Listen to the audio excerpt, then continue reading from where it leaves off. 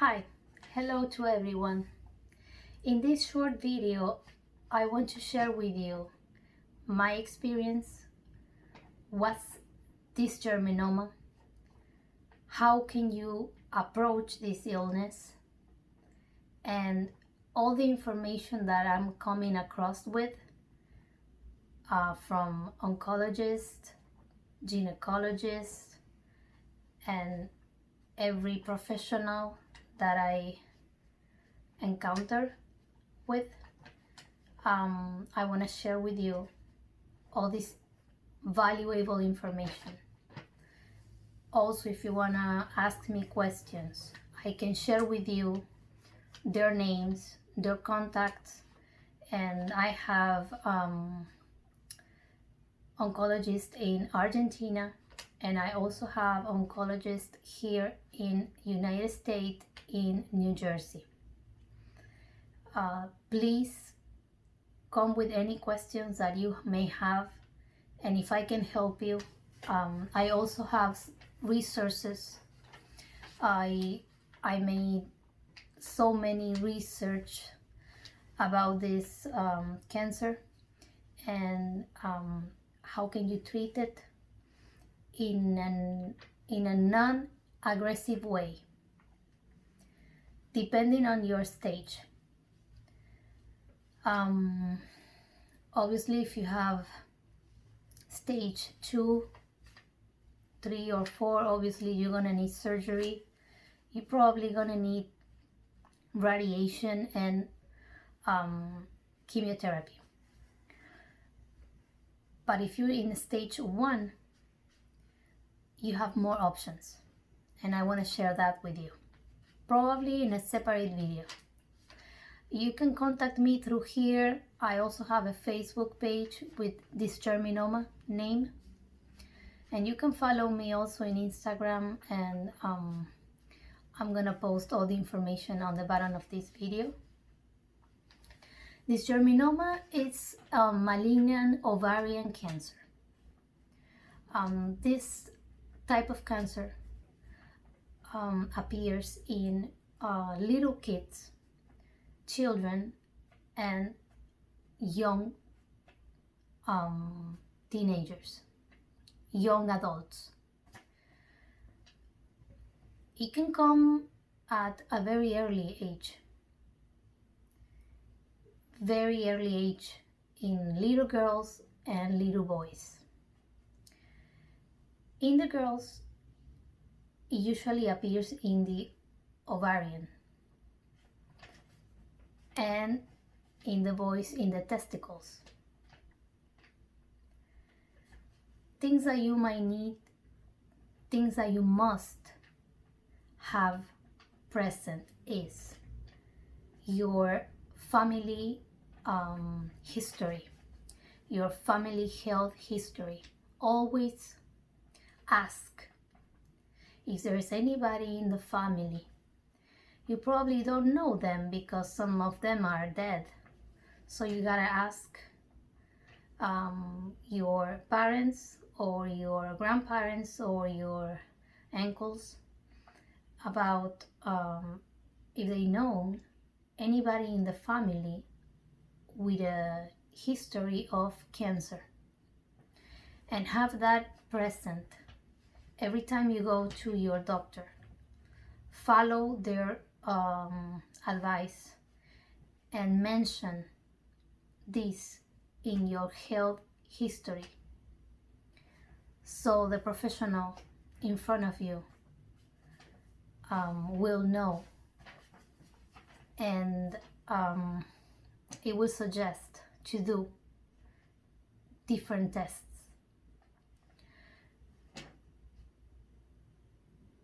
One of the symptoms for Dysgerminoma, I can talk to you from the female side. One of the symptoms is very painful menstrual periods. Very painful, I mean that they cannot do any other activity. They're going to miss their regular activity. they're going to be in bed. They're going to be probably vomiting and having diarrhea as well because the pain is so heavy. It usually starts with mild pain, and every month it will be intensive pain at a point that the painkiller pill is not gonna do any effect. You're gonna bring your child to the doctor, and the doctor is gonna give you a prescription for painkiller or birth control pills. Painkillers is going to work in the beginning. It's going to work in the first months, and then you're gonna see that the pain come back. So you're gonna go back to the doctor and they're gonna give you birth control pills. Birth control pills is not gonna help you neither. Regular medicine, what it does is they hide the main problem. They don't look what is causing the pain, and they think that they are giving you a solution, but they are not. They are hiding the real problem, and you go home with a prescription and you think that life is going to continue the same way. But please don't do that, okay? Don't do it. Please ask the doctor to do a test.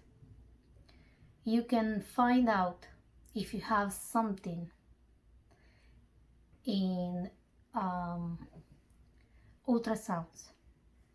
Ultrasounds are very good detecting anything abnormal in the body, because anything that is under our skin, nobody can see it, not even a doctor.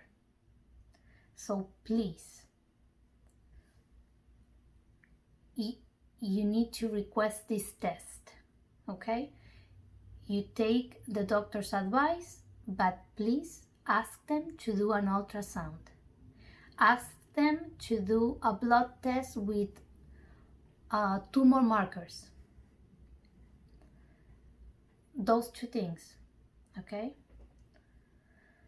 Hopefully there's nothing there, okay? But you did everything possible to find out, okay? Hopefully there's nothing there. And if they find something, it's gonna be at an early stage, and that's what you wanna do. In the case that you have a chronic disease, in this case cancer, you wanna find out at the earliest stage as possible, because you're gonna have more options in order to get your health back, in order to get treatments with less aggressive ways. So please, always do your checkups. Do what the doctor says, but don't forget to ask for ultrasound test and tumor marker test in a blood test, okay? Tumor markers. The tumor markers that are sensitive to Dysgerminoma are LDH, HCG, and AFP. Those are the numbers that you need to watch when you got the blood test results. That's what the doctor's gonna look, okay? In my case, LDH came up very high. And then we follow up the ultrasound.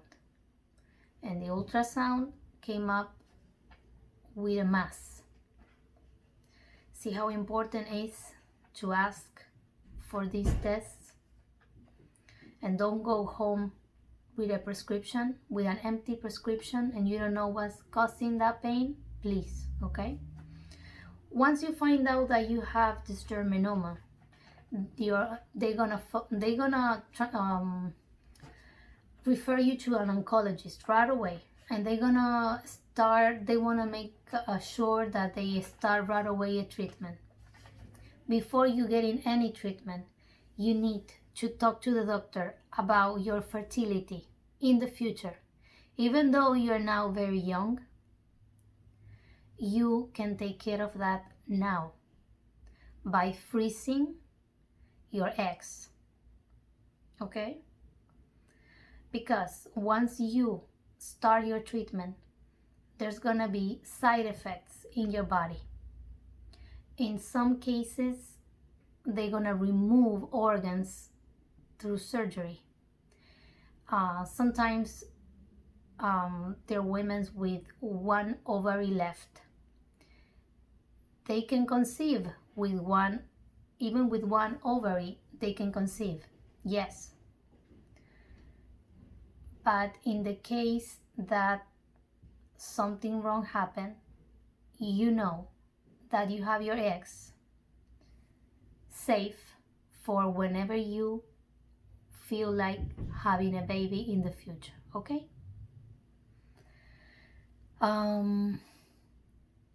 So the treatments are going to be, depending on your stage, surgery, radiation, and chemotherapy. Dysgerminoma is it has an excellent prognosis. That means that Dysgerminoma